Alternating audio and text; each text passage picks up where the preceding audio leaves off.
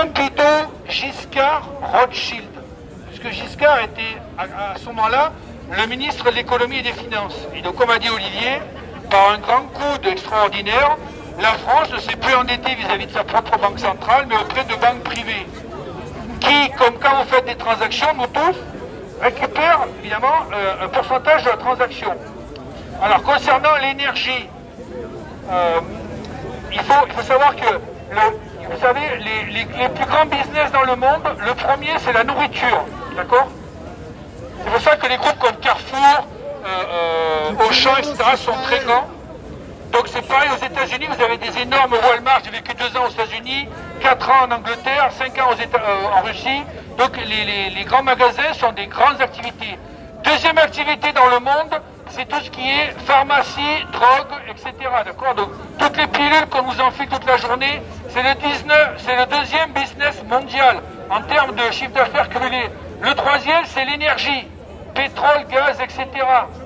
Alors ces business, vous remarquerez, c'est des choses que vous achetez tous les jours, la nourriture tous les jours, l'énergie tous les jours, et malheureusement, on vous enfile des pilules tous les jours, en tout cas ils essayent. Donc voilà comment les riches s'enrichissent. Alors juste, est-ce que tout le monde a la notion de 10 milliards, de ce que c'est 10 milliards d'euros ou 10 milliards de dollars? Eh bien, en fait, donc, c'est par exemple le pipeline qui nous alimentait en gaz entre la Russie et la France, c'est 10 milliards de dollars ou d'euros, d'accord? Je vous rappelle qu'on a fait la réforme des retraites en rajoutant 2 ou 3 ans avant de partir à la retraite parce qu'il manquait 10 milliards par an. 10 milliards, c'est aussi le budget de la justice chaque année. 10 milliards, c'est aussi le budget de l'ASE dont j'ai parlé tout à l'heure, l'aide sociale à l'enfance, c'est-à-dire que la France dépense 10 milliards d'euros pour les enfants qui ont donc été retirés de leurs parents ou qui sont orphelins. Mais attention, ce n'est pas 10 milliards d'euros qui vont dans la poche de ces enfants. C'est 10 milliards d'euros qui vont à tous ces gens qui gravitent autour. On appelle ça le business de la précarité. Bien entendu, ces enfants ne touchent pas du tout 1 euro. C'est juste le prétexte. Moi-même, je suis devenu SDF à cause du groupe Total qui m'attaque. Donc je coûte 1 000 euros par mois par le SAMU social. Mais moi, je touche 0. Je suis simplement l'instrument de l'hôtel qui me loge, mais c'est pas du tout une chambre d'hôtel, c'est un bunker, c'est un container qui a été transformé en chambre d'hôtel. J'ai 10 mètres carrés plus 2 mètres carrés obligatoires. En fait, voilà, je suis un homme, un ami qui dort dans les bus, qui est SDF, qui a été opéré du cœur et qui ensuite est allé se rétablir à l'hôpital Rothschild, et ensuite ils l'ont remis dans la rue. Donc c'est-à-dire que la communauté, nous tous, on a dépensé 10 000 euros entre son opération, le chirurgien, la valve qu'on lui a mis, etc., la convalescence à l'hôpital de Rothschild dans Paris. 10 000 euros ont été dépensés par nous-mêmes, mais c'est pas pour le sauver, on s'en fout de lui, puisqu'ils l'ont remis dans les bus, il dort dans les bus la nuit, d'accord? Simplement, ça permet à tous ces vautours de se nourrir sur nous, d'accord? Alors, maintenant vous avez bien compris ce que c'était 10 milliards d'euros. Alors, le site pétrolier sur lequel j'ai travaillé en Russie, qui débitait 30 000 barils par jour, à 30 $ le baril, on va dire, de coût de... Ça veut dire donc 500 millions d'euros de production annuelle. Mais il n'avait coûté que 1,5 milliard d'euros à construire. Est-ce que vous connaissez beaucoup de business où quand vous investissez vous récupérez ensuite chaque année, donc attendez pour faire la ration,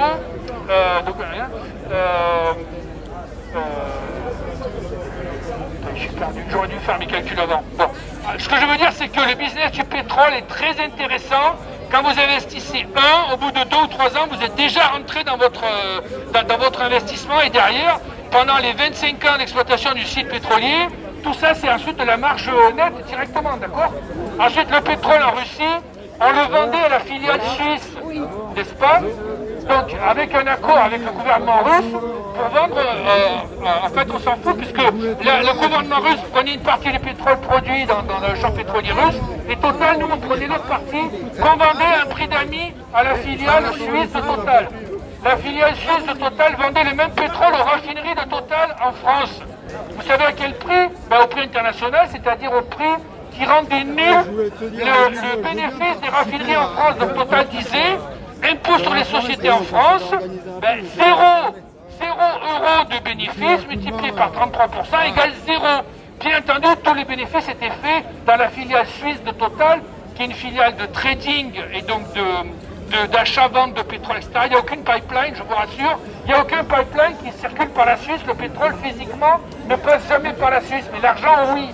Et là, le groupe Total va voir le gouvernement suisse en disant « Vous êtes que... La Suisse, c'est quand même 10 millions d'habitants, non? 5 millions ?» 8 millions.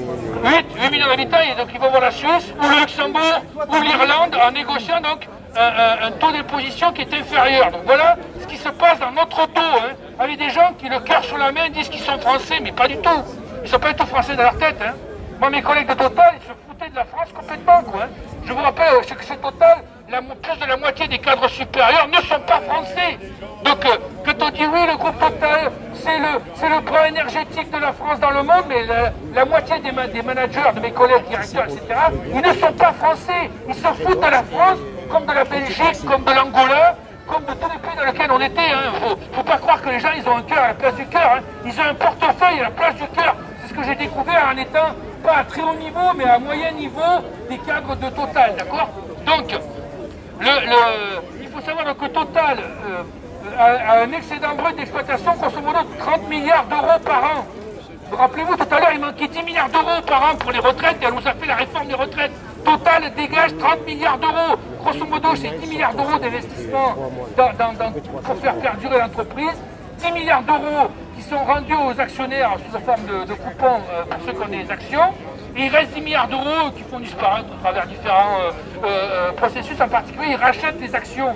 Ce qui donc rend chaque action qui reste un peu plus élevée. Bon, en tout cas, il y a des manipulations financières qui nous volent, parce que le groupe Total, c'est un groupe qui a été créé par la France il y a 100 ans, en 1925, par Raymond Poincaré et Georges Clemenceau, qui ont dit « on ne veut pas dépendre des groupes anglais et américains », ils n'ont pas dit russes, hein, ils ont bien dit il y a 100 ans, anglais et américains, pour l'approvisionnement en pétrole, parce qu'ils ont bien vu que le premier lord de l'Admiralty, Churchill, quand il était premier lord de la marine britannique, avait fait passer tous les bateaux à vapeur charbon, ils avaient tous mis au fioul, d'accord? Et donc les bateaux de la Royal Navy, ils traçaient sur la mer, alors que les Français étaient encore à la vapeur.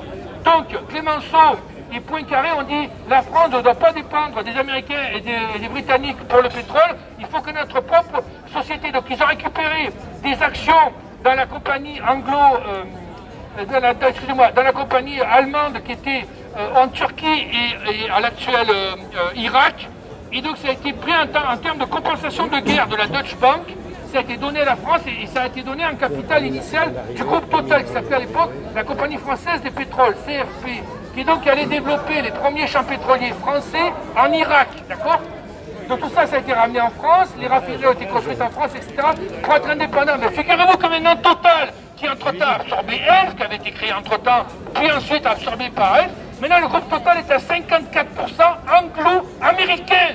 C'est-à-dire qu'au départ, Clemenceau et Poincaré avaient dit il faut qu'on ait un groupe français pour ne pas dépendre des Anglo et des Américains. Et 7 ans plus tard, hein, grâce aux gros connards de polytechniciens corps des mines qui sont à la tête de Total, on est revenu exactement au point initial où on ne voulait pas se trouver. C'est-à-dire que la France dépend maintenant pour ses approvisionnements stratégiques, pétroliers, gaziers, du groupe Total qui n'est pas du tout français. Il est anglo-américain à travers en plus des fonds de pension qui versent. Donc je vous rappelle, j'ai vécu 2 ans aux États-Unis, 4 ans en Angleterre, donc tous mes collègues avaient des pensions privées, pas du tout comme nous, la retraite par répartition. Moi, mais là, j'ai en plus étudié une année aux États-Unis, donc je suis complètement formaté à moitié dans le monde anglo-américain. Je termine. Donc, actuellement, donc, le groupe Total français, qu'on croit français, travaille au fonds de pension. C'est pour les fonds de pension de retraite privée anglo-américains, alors que nous, le PDG du groupe Total, Patrick Pouyanné, dit aux Français « Ah mais il faut se serrer la ceinture, puisque la retraite par répartition, c'est pas une bonne idée. » Évidemment, il parle avec la voix de son maître. Pouyanné, il est payé par les fonds de pension, BlackRock, Vanguard, State Street, les mêmes requins qui reviennent constamment sur la télévision. Quand vous regardez qui c'est qui veut s'emparer des terres agricoles en Ukraine, c'est toujours les mêmes. BlackRock, Vanguard, State Street, qui c'est qu'il y a Donc, alors évidemment, tous ces gens-là sont francs-maçons de façon à être protégés par les 80% de juges français et françaises qui sont de la franc-maçonnerie, n'est-ce pas? Voilà. Qui, je vous rappelle, est interdit au Portugal, Italie, Royaume-Uni et Suisse. Merci pour votre attention. Donc, il va y avoir encore une prise de parole, une dernière avant qu'on y aille, d'un gilet jaune, mais juste avant, pour dire que un peu de ce que, par rapport à ce que Philippe parlait,